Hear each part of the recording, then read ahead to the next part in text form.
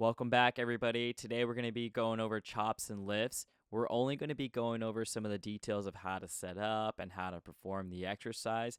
And we're only going to be doing this in half kneeling, which is one knee up, one knee down, and in standing. There's other positions and so much more information that I can talk about. I can talk all day about this exercise and its benefits. So please leave a comment in there if you want me to talk about this longer, and I can follow up with another video, something longer and more detailed. Okay, so the first thing that's important here is you want to set up correctly. So you notice that both knees and both hips are at 90 degrees. So you want to kind of make those nice boxes. Just right there, I performed a rep incorrectly. I've been performing them correctly. You can notice how I'm leaning forward into the sides. That's something you want to make sure you don't let happen.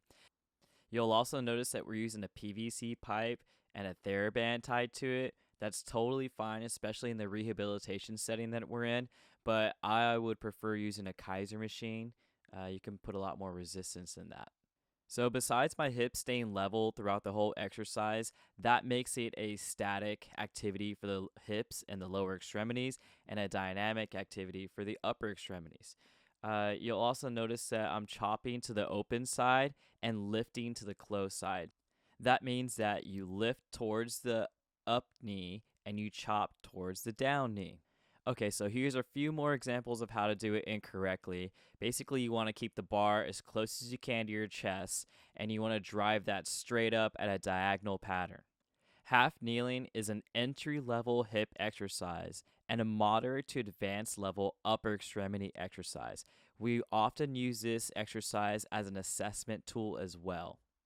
Once you feel that they can breathe throughout the half kneeling chop and lift exercises, go ahead and advance them to standing. You can put them in a staggered stance, similar to the position that we were in half kneeling, one hip flex, one hip extended, and have them perform this movement slowly with the bar and the hands close to the chest on the way down, on the way up. You want to keep the spine as stable as possible, and make sure that the eyes are following the top hand. You notice that my eyes, my head, my neck follow the top hand the whole movement.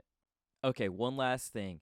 This movement is a PNF pattern, but with two arms. One arm is the feeding pattern, and the other arm is the protection pattern, and they're both happening at once. One arm is opening up and exposing the body, and the other arm is closing and protecting the body.